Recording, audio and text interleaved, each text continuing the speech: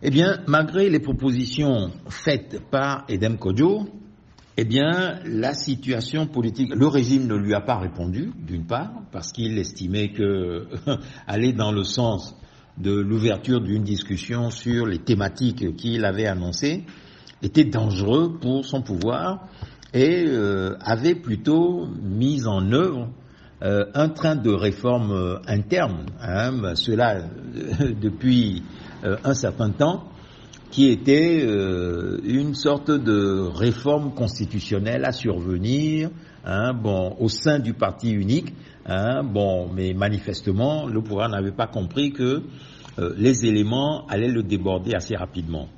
Et donc, à partir des mois de novembre-décembre 1990, à la suite du soulèvement populaire du 5 octobre de la même année, des mouvements de grève vont déferler et des insurrections des différentes corporations vont déferler dans tous les pays. D'abord, au mois de novembre, la grève des conducteurs de véhicules de transport va étendre le mouvement, l'insurrection partie de la capitale à tout le pays. Ensuite, au même mois de novembre, à Mango, va commencer une révolte paysanne où les populations de la région de Loti vont s'indigner des réserves des chasses que Yadema s'était constituées avec les faunes de l'Akéran et de Loti. En décembre, toujours 1990, à Agné, les travailleurs de Sinto, une société sino-togolaise, où on produit du sucre, vont se révolter contre leurs conditions de travail qui rappelaient l'époque de l'esclavage, comme il le disait. Fin décembre, les travailleurs du Wawa, travaillant pour la société Marox, qui produisait, qui était un grand élevage que Yadema avait mis en place, vont se révolter contre lui et vont réclamer leurs droits à ce moment-là.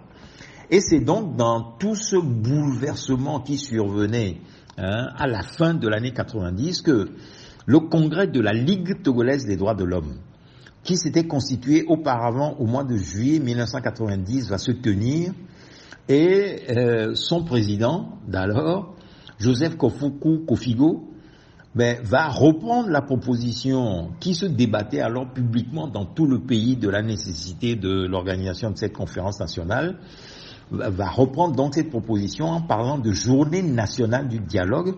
Et Yadema ne voulant surtout pas entendre parler du terme conférence nationale, puisqu'il avait peur de ce qui s'était passé au Bénin, où Kérékou avait été dépouillé de ses prérogatives, de certaines de ses prérogatives de chef d'État.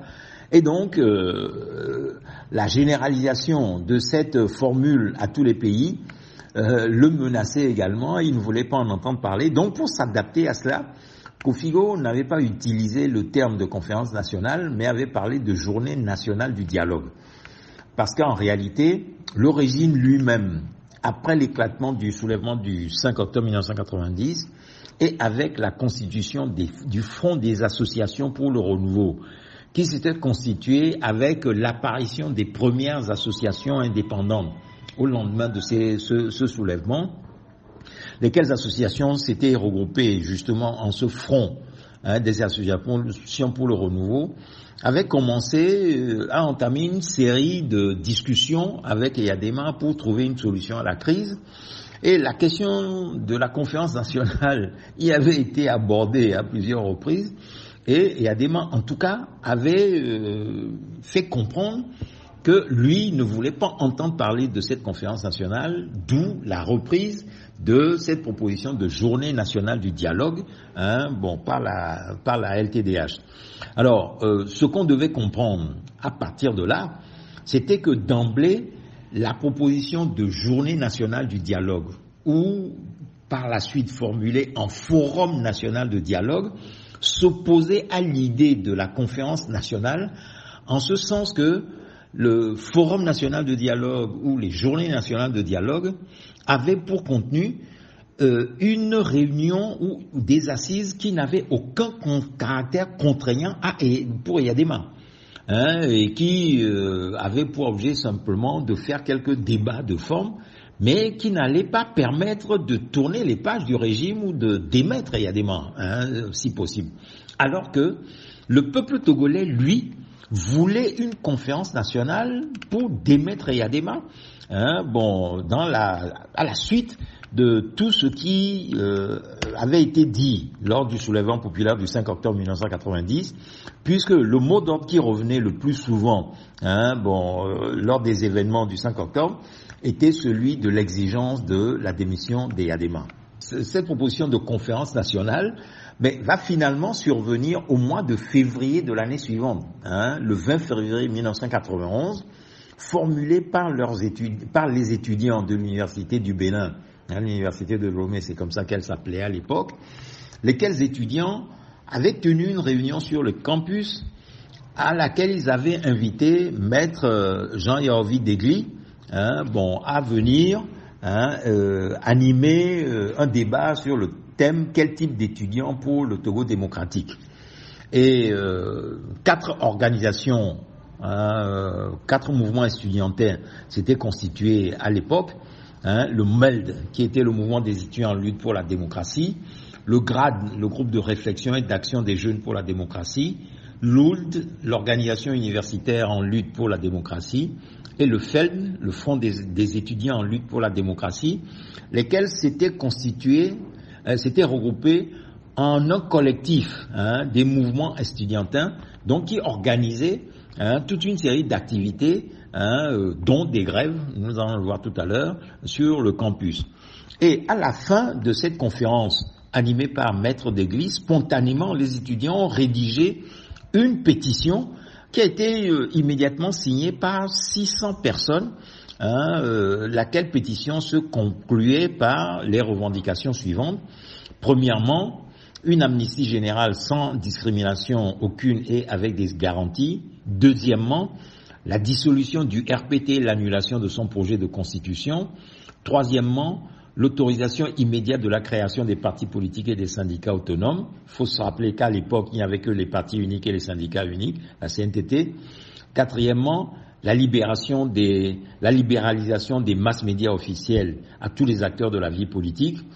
Cinquièmement, surtout, la convocation d'une conférence nationale souveraine étant écrit en lettres capitales. Et sixièmement, des élections en présence d'observateurs des Nations Unies, d'Amnesty International, de la presse internationale, etc. Donc, voilà un peu ce qui avait été décidé par les étudiants. Et pour appuyer l'ensemble de ces revendications, les étudiants ont appelé à une manifestation à Lomé le 12 mars. Cette manifestation a été sauvagement réprimée. Et cette répression sauvage, qui a occasionné beaucoup de blessés et tout, a révolté les femmes qui, indignées comme mères de famille, mères de ces étudiants, ont décidé de manifester le 16 mars pour protester contre la répression sanglante dont leurs enfants ont été l'objet sur le campus de l'université du Bénin. Eh bien, malheureusement, cette manifestation du 16 mars également va être encore plus sauvagement réprimée que la manifestation des étudiants. Il y a des images épiques où on voit des militaires entréhis courir après de pauvres femmes avec de grosses bataques, leur taper dessus, les mettre en sang avec des hématomes partout. Et surtout, une jeep de militaires qui a écrasé un jeune enfant, Lukman Faboualé, un garçon de 12 ans. La jeep militaire a marché sur l'enfant, s'est arrêté, a fait marche arrière, a remarché encore sur lui et après le jeune garçon a été relevé mort. Et donc à partir de là, ça a été une indignation générale qui a, exacerbé la tension à l'intérieur du pays et accru les mobilisations. Ceci jusqu'au 11 avril 1991, où on a eu les massacres de la lagune de Baie, puisque devant ce flot de manifestations ininterrompues depuis la répression, la terrible répression du 16 mars, Eyadema totalement débordé de tous les côtés, a décrété un couvre-feu qui entrait en application à 16 heures, mais n'a été annoncé sur les médias publics à partir de 18 heures. Et donc, lorsque les gens rentraient de leur travail, du marché, les bonnes femmes du marché, eh bien, beaucoup d'entre eux ont été pris, disons, en étau, par ce couvre-feu, exactement comme ce qui s'est passé ici pendant la période de la Covid.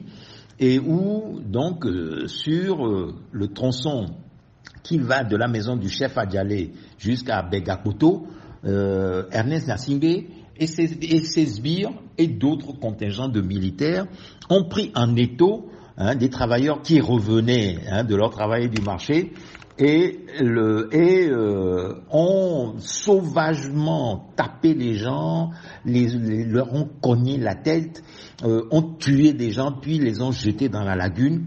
Et le lendemain matin, on a relevé 28 cadavres. On a retiré 28 cadavres de la lagune. Je reviens.